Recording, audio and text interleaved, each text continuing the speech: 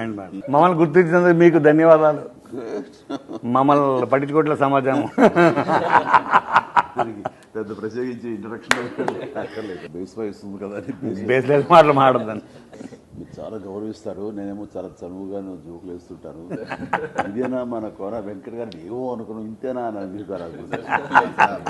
But trailer band మేళం చూస్తున్నంతసేపు ఇది చాలా fun oriented film, very youth loving film లాగా నాకు అనిపిస్తుంది. బయట అక్కడక్కడ సోషల్ మీడియాలో వీళ్ళు చేసే డాన్స్లు ఇవన్నీ కూడా కనపడుతున్నాయి, ఎవరు తెలియదు అంటున్నారు. చూస్తూనే ఉంటాను.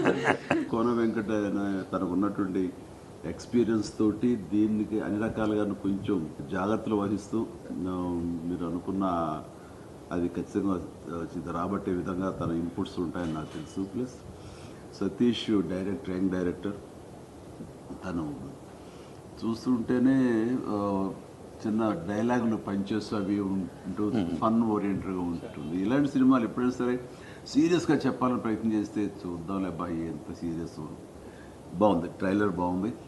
అండ్ 26 మార్చ్ వీళ్ళందరికీ నేను ఆల్ ది వెరీ బెస్ట్ చెప్తాను. ఈ సినిమా ఖచ్చితంగా పెద్దగా మన ప్రమోషన్స్ ఏమీ చేయక్కర్లేదు, నాలాంటి పెద్దగా చెప్పనక్కర్లేదండి. Very happy. ఇలాంటి చక్కటి సినిమాలు హిట్ అవుతుంటే కనుక ఈ సంవత్సరం శ్రీరామనవమి నాడు రిలీజ్ అవుతుంది ఈ సినిమా. ఆ దేవుని ఆశీస్సులతో, రాఘవ ఆశీస్సులతో పెద్ద హిట్ కావాలి మనస్ఫూర్తిగా.